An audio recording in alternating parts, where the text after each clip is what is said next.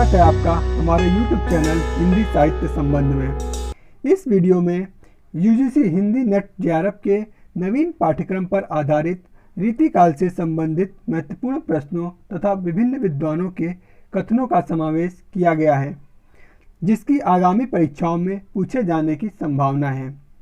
हिंदी साहित्य से जुड़ी परीक्षोपयोगी जानकारी के लिए हमारे YouTube चैनल हिंदी साहित्य संबंध को सब्सक्राइब करें।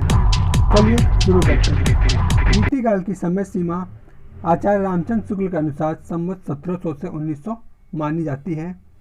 रीतिकाल के प्रथम कवि डॉक्टर नागेंद्र के अनुसार केशवदास और रामचंद्र शुक्ल के अनुसार चिंतामणि। रीतिकाल को विभिन्न नामों से जाना जाता है। विभिन्न विद्वानों का इनके नाम के संदर्भ में अलग अलग मत है। डॉक्टर जॉर्ज गियर्सन इसे रीतिकाव्य कहते हैं। मिश्र बंधु अलंकृत काल, रामचंद्र शुक्ल रीतिकाल, विश्वनाथ प्रसाद मिश्र श्रृंगार काल, रमाकांत शुक्ल रसाल कलाकाल, त्रिलोचन अंधकार काल। मिश्र बंधु 3 भाई थे, श्याम बिहारी मिश्र, सुखदेव बिहारी, गणेश बिहारी मिश्र। रीतिकाल के कवियों का जन्म: चिंतामणि 1609, भूषण 1613, मतीराम 1617, बिहारी 1595, रसनिधि 1603, जसवंत सिंह 1627, कुलपति मिश्र 1630, देव 1673, नृप शंभु 1657, घनानंद 1689, रसलीन 1699, सोमनाथ 1700, भिखारी दास 1705, पद्माकर 1753, ग्वाल कवि 1791, द्विजदेव 1820, सेनापति 1589, केशवदास 1560, ठाकुर 1766।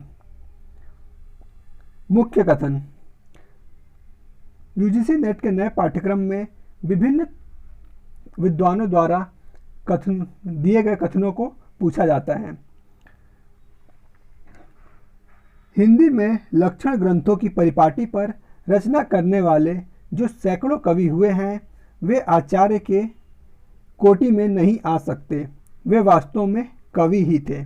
यह कथन रामचंद्र शुक्ल का है।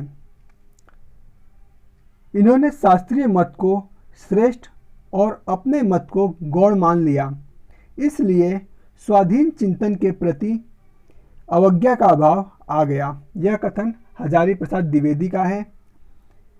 हिंदी के रीति आचार्य निश्चय ही किसी नवीन सिद्धांत का आविष्कार नहीं कर सके। किसी ऐसे व्यापक आधारभूत सिद्धांत का जो काव्य चिंतन को एक नई दिशा प्रदान करता है, संपूर्ण रीतिकाल में अभाव है। यह कथन डॉक्टर नगेंद्र का है। संस्कृत में अलंकार को लेकर जैसी सूक्ष्म विवेचना हो रही थी, उसकी कुछ भी झलक इसमें नहीं पाई जाती। शास्त्रीय विवेचना तो बहुत कम कवियों को इष्ट थी। वे तो लक्षणों को कविता करने का बहाना भर समझते थे। वे इस बात की परवाह नहीं करते थे कि उनका निर्दिष्ट कोई अलंकार किसी दूसरे में अंतर्भुक्त हो जाता है या नहीं। यह कथन हजारी प्रसाद द्विवेदी का है। रीतिकाल का कोई भी कवि भक्ति भावना से हीन नहीं है, हो भी नहीं सकता था, क्योंकि भक्ति उसके लिए मनोवैज्ञानिक आवश्यकता थी। भौतिक रस की उपासना करते हुए उनके विलास जर्जर मन में इतना नैतिक बल नहीं था कि भक्ति रस में अनास्था प्रकट करें अथवा सैद्धांतिकी निषेध कर सकें। यह कथन डॉक्टर नगेंद्र का है। रीतिकाल में एक बड़े भाव की पूर्ति हो जानी चाहिए थी, पर वह नहीं हुई। भाषा जिस सैकड़ों कवियों द्वारा परिमार्जित होकर प्रौढ़ता को पहुंची, उसी समय व्याकरण द्वारा उसकी व्यवस्था होनी चाहिए थी। यदि शब्दों के रूप स्थिर हो जाते और शुद्ध रूपों के प्रयोग पर जोर दिया जाता तो शब्दों को तोड़ मरोड़ कर विकृत करने का साहस कवियों को न होता। पर इस प्रकार की कोई व्यवस्था नहीं हुई, जिससे भाषा में बहुत कुछ गड़बड़ी बनी रही। यह कथन रामचंद्र शुक्ल का है। भाषा के लक्षण और व्यंजक बल की सीमा कहाँ तक है, इसकी पूरी परख इन्हीं को थी।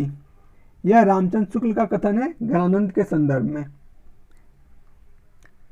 प्रेम मार्ग का ऐसा प्रवीण और धीर पथिक तथा जवादानी का ऐसा दवा रखने वाला ब्रज भाषा का दूसरा कवि नहीं हुआ। यह कथन रामचंद्र शुक्ल का है घनानंद के लिए।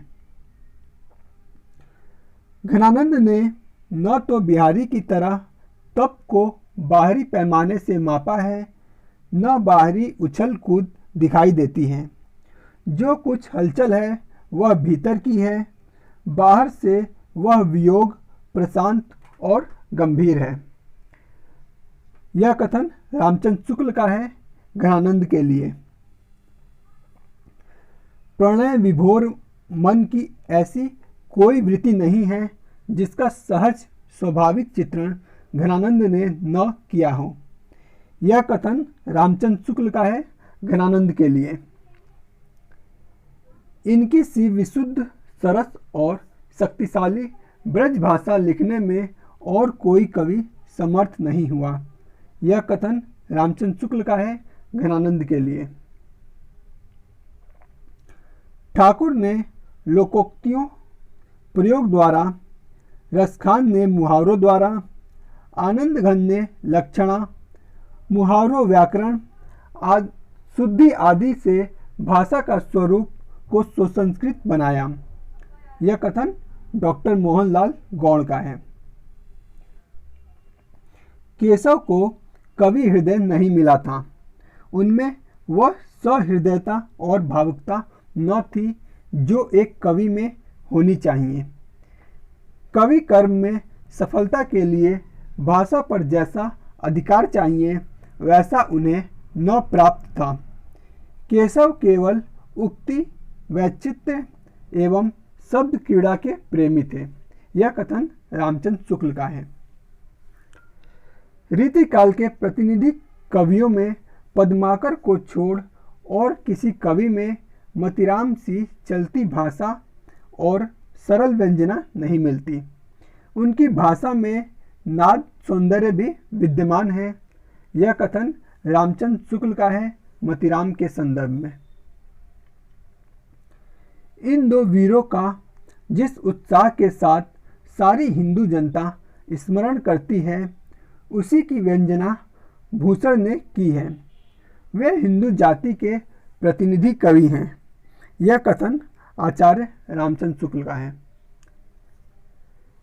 जिस कवि में कल्पना का समाहार शक्ति के साथ भाषा की समाज शक्ति जितनी ही अधिक होगी, उतना ही वह मुक्तक की रचना में सफल होगा। यह क्षमता बिहारी में पूर्ण रूप से विद्यमान थी। यह कथन आचार्य रामचंद्र शुक्ल का है। हमारे YouTube चैनल पर महत्वपूर्ण बहुविकल्पीय प्रश्नों की श्रृंखला अपलोड की गई है तथा निरंतर वीडियो अपलोड की जाती रहेगी। अगर यह जानकारी आपको उपयोगी लगती है तो कृपया इसे लाइक, शेयर और सब्सक्राइब अवश्य करें।